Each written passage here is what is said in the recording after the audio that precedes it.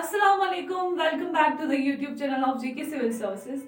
तो हमने आपका बायोलॉजी का जो रिवीजन सीरीज स्टार्ट किया था उसमें हमने पहले टॉपिक का जो है रिवाइज किया था, वो था न्यूट्रिशन। ठीक है, आज हम सेकेंड लाइफ प्रोसेस का रिवाइज करने जा रहे हैं जो कि है रेस्पिरेशन। ठीक, रेस्पिरेशन क्या होता है? रेस्पिरेशन एक कैटाबॉलिक प्रोसेस है जिसमें फूड का ऑक्सीडेशन होता है, फूड ब्रेक डाउन होता है और हमें एनर्जी मिलती है। ठीक है, अब कैटाबॉलिक प्रोसेस क्या होती है? कैटाबॉलिक प्रोसेस वो प्रोसेस होती है जिसमें जो कॉम्प्लेक्स मॉलिक्यूल्स होते हैं वो ब्रेक डाउन होते हैं इनटू सिंपलर वंस। इसका अपोजिट है एनाबॉलिक प्रोसेस जिसमें सिंपल मॉलिक्यूल्स कंपोज हो जाते हैं, एक साथ मिल जाते हैं और वो बनाते हैं क्या? Complex molecule. उसको हम बोलते हैं anabolic process. So respiration is a catabolic process that uses oxygen to break down sugar and obtain energy। ठीक है, रेस्पिरेशन प्रोसेस में ऑक्सीजन फूड के साथ मिलके उसका ब्रेक डाउन करता है और हमें क्या देता है? एनर्जी देता है। ठीक, उसके बाद रेस्पिरेशन के टाइप्स पे आते हैं। उसके दो टाइप्स होते हैं, एक तो होता है aerobic respiration and second one is the anaerobic respiration. Okay, aerobic respiration क्या होता है? एरोबिक रेस्पिरेशन में ऑक्सीजन के प्रेजेंस में जो है फूड ब्रेक डाउन होता है, जो हमारा ग्लूकोज होता है उसका ब्रेक डाउन होता है इन presence of oxygen। ठीक, it uses oxygen to break down the respiratory substrate। respiratory substrate क्या होता है? जो चीज तोड़ी जाती है। ठीक है, जिस चीज के साथ ऑक्सीजन मिलके उसका ब्रेक डाउन होता है वो होता है हमारा रेस्पिरेटरी सबस्ट्रेट। उसके बाद breakdown of each glucose molecule gives us 36 to 38 molecules of ATP. ठीक है, एक ग्लूकोज मॉलिक्यूल के ब्रेक डाउन होने पे हमें कितने एटीपी मॉलिक्यूल्स मिलते हैं? 36 टू 38 एटीपी मॉलिक्यूल्स। और वही एटीपी हमें क्या देता है? एनर्जी। एनर्जी किस फॉर्म में होती है? एनर्जी हमारी इसी एटीपी फॉर्म में होती है। Okay, it takes place in cytoplasm and mitochondria. ये प्रोसेस जो है वो साइटोप्लाज्म, सेल का जो साइटोप्लाज्म है उसमें होता है और सेल का जो एक सेल ऑर्गेनेल होता है माइटोकॉन्ड्रिया उसमें होता है। ठीक है, अब हम देखते हैं साइटोप्लाज्म में क्या होता है और माइटोकॉन्ड्रिया में क्या होता है। ओके, हमारी बॉडी में ग्लूकोज मॉलिक्यूल्स प्रेजेंट है, उनके साथ क्या मिक्स हो गया? ऑक्सीजन मिक्स हो गया, उनका ब्रेकडाउन हो गया।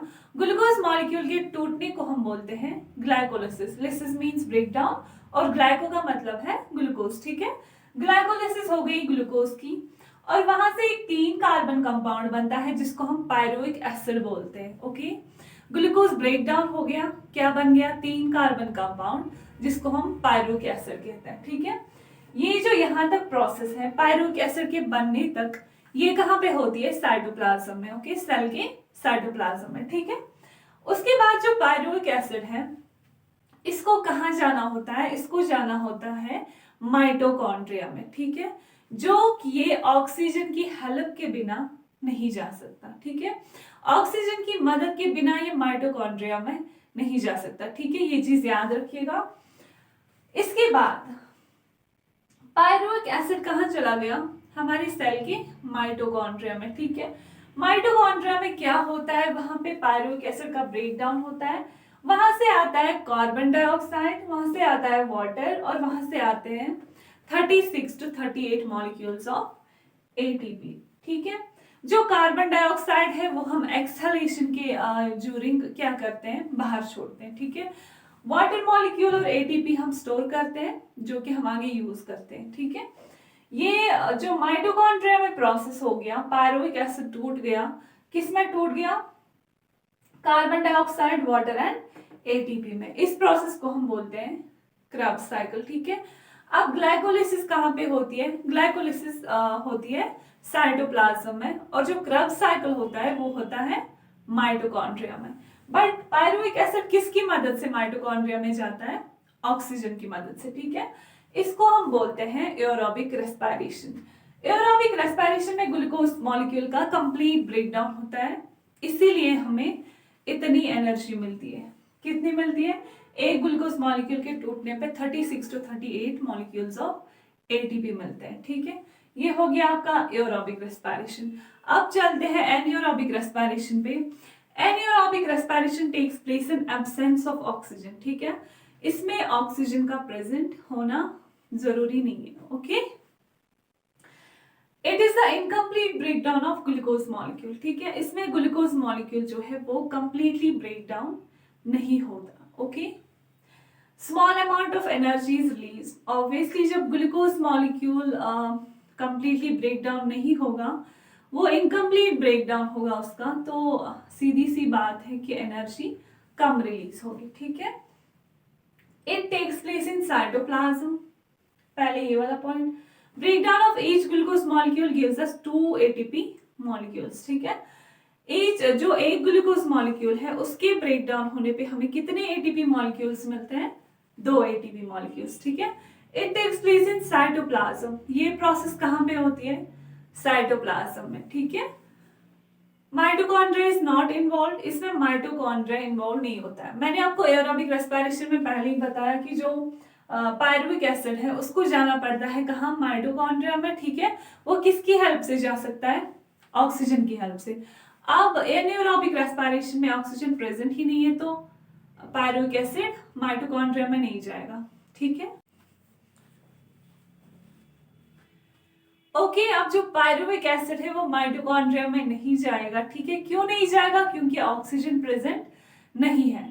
जो पायरुविक एसिड है वो साइटोप्लाज्म में ही प्रेजेंट होता है, जहां पे उसका फर्दर ब्रेकडाउन होता है और एक 3 कार्बन कंपाउंड में, जिसको हम लैक्टिक एसिड कहते हैं। ठीक है, ये प्रोसेस कहाँ पे होती है? ये हमारी मसल सेल्स में होती है। ठीक है, देखो जब हम कोई एक्स्ट्रा काम करते हैं तो हमारी सेल्स में, मसल सेल्स में एब्सेंस ऑफ ऑक्सीजन होती है। ठीक है, उसकी वजह से जो लैक्टिक एसिड फॉर्मेशन होती है, जो लैक्टिक एसिड होता है वो हमारी मसल सेल्स में डिपॉजिट होता है। ठीक, जिसकी वजह से हम पेन फील करते हैं। ओके, एक तो लैक्टिक एसिड फॉर्म होता है, 3 कार्बन कंपाउंड, और 2 एटीपी मॉलिक्यूल्स रिलीज होते हैं। ठीक है, जो ये सारी प्रोसेस है जहां पे लैक्टिक एसिड बनता है, इसको हम बोलते हैं लैक्टिक एसिड फर्मेंटेशन। ठीक है, और एक प्रोसेस होती है, यही प्रोसेस होती है फर्मेंटेशन की ही, लेकिन ये ह्यूमंस में नहीं होती है, ये यीस्ट सेल्स में होती है। ठीक है, यीस्ट सेल्स में क्या होता है? जो पायरुविक एसिड है वो इथेनॉल में कन्वर्ट होता है। इथेनॉल अल्कोहल होता है।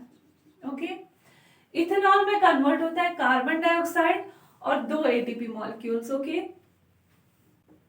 इसको हम कहते हैं, जो ये यीस्ट सेल्स में जो प्रोसेस होती है इसको हम बोलते हैं अल्कोहलिक फर्मेंटेशन। ठीक, जो ह्यूमंस के मसल सेल्स में होती है उसको क्या कहते हैं? Lactic acid fermentation. और जो यीस्ट सेल में हुआ उसको क्या बोलते हैं? Alcoholic fermentation. अल्कोहलिक फर्मेंटेशन क्यों बोलते हैं? क्योंकि इसमें अल्कोहल की फॉर्मेशन होती है। ओके, ये तो हो गया आपका रेस्पिरेशन और रेस्पिरेशन की टाइप्स। अब हम जल्दी से रिवाइज करते हैं कि प्लांट्स में रेस्पिरेशन कैसे होती है। ठीक है, आपने देखा होगा कि प्लांट्स में 2 पार्ट्स के थ्रू रेस्पिरेशन हो सकती है। ओके, या तो लीफ से रेस्पिरेशन हो सकती है, या तो और एक पार्ट होता है प्लांट्स में जो प्लांट्स के वुडी पार्ट में प्रेजेंट होता है, प्लांट्स के स्टेम्स में प्रेजेंट होता है, छोटे छोटे पोर्स प्रेजेंट होते हैं, उनको हम लेंटिसेल्स बोलते हैं। ठीक है, जो कि प्लांट्स के वुडी पार्ट्स में प्रेजेंट होते हैं, उनके थ्रू भी जो है रेस्पिरेशन हो सकती है। या तो लीफ में जो स्टोमेटा प्रेजेंट होते हैं, जो हमने फोटोसिंथेसिस में भी देखे थे, लीफ में स्टोमेटा प्रेजेंट होते हैं, उनके थ्रू रेस्पिरेशन हो सकती है। उनके थ्रू रेस्पिरेशन कैसे होती है, गैसेस एक्सचेंज कैसे होता है, वो हम थोड़ा सा रिवाइज करेंगे। जो स्टोमेटा होते हैं उनके अराउंड में जो 2 सेल्स होती है उनको हम गार्ड सेल्स कहते हैं। ठीक है, अब गैसेस एक्सचेंज कैसे होता है, स्टोमेटा ओपन कैसे होता है और स्टोमेटा क्लोज कैसे होता है। ठीक, स्टोमेटा के जो गार्ड सेल्स हैं इनमें वैक्यूल्स प्रेजेंट होते हैं। ठीक है, जब स्टोमेटा के गार्ड सेल्स के अराउंड वाटर मॉलिक्यूल्स जो प्रेजेंट होते हैं, वो जो गार्ड सेल्स हैं इनके वैक्यूल में जाते हैं। ठीक है, वाटर कहाँ से मूव होगा? वाटर मूव होगा high concentration to low concentration. Vacuole में वाटर नहीं होता है, वो श्रिंक हो गए होते हैं, तो वाटर चला जाता है high concentration to lower concentration. ठीक है, जब वैक्यूल में वाटर भर जाएगा, जब वैक्यूल में वाटर डिपॉजिट हो जाएगा, तो वो क्या बन जाएगा? वो रिजिड बन जाएगा। ओके, फॉर एग्जाम्पल हमारे पास जो बैलून होता है उसकी ऑलरेडी एक शेप बनाई होती है, फिर जब हम उसमें हवा भरते हैं तो उसकी वही शेप बन जाती है। ठीक है, ऐसे ही गार्ड सेल्स होते हैं, जब उनमें वाटर चला जाता है तो वो रिजिड बन जाती है, जिसकी वजह से स्टोमेटा ओपन हो जाते हैं। ठीक है, उसके बाद अगर अब वाटर वैक्यूल से बाहर चला गया, ठीक है, वैक्यूल फिर से क्या हो जाएगा, श्रिंक हो जाएगा, जिसकी वजह से जो गार्ड सेल्स हैं वो क्या हो जाएगा, वो भी श्रिंक हो जाएंगे, ओके, जिसकी वजह से स्टोमेटा क्लोज हो जाएगा। तो ये तो हो गया opening and closing of stomata. तो अब प्लांट्स में दो पार्ट्स के थ्रू रेस्पिरेशन होती है, एक तो होता है स्टोमेटा के थ्रू, दूसरा होता है लेंटिसेल्स के थ्रू। अब हम रिवाइज करेंगे अबाउट ह्यूमन रेस्पिरेटरी सिस्टम, इसको भी हम जल्दी से रिवाइज करते हैं। तो हमारा रेस्पिरेटरी सिस्टम कहाँ से स्टार्ट होता है, नेजल पैसेज से स्टार्ट होता है, ठीक है, जिनको हम नॉस्ट्रल्स भी कहते हैं।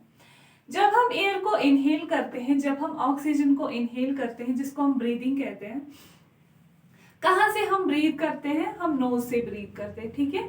जो हमारे नोज में नेजल हेयर्स प्रेजेंट होते हैं या जो हमारे नोज में म्यूकस प्रेजेंट होता है, वो हमें प्योरिफिकेशन का काम देते हैं, ठीक है।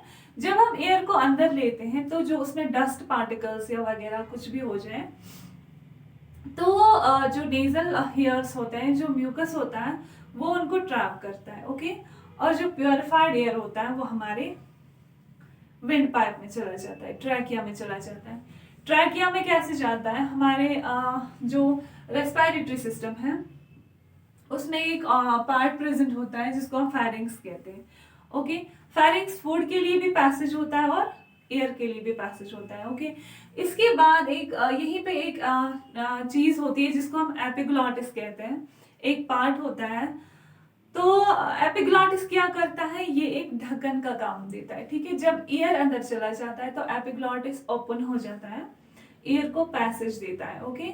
और जब फूड आता है, जब फूड हमारे फेरिंग्स के थ्रू जाता है, तो एपिग्लॉटिस क्या करता है, एपिग्लॉटिस क्लोज होता है ताकि जो फूड पार्टिकल है वो विंड पाइप में ना चला जाए, ओके।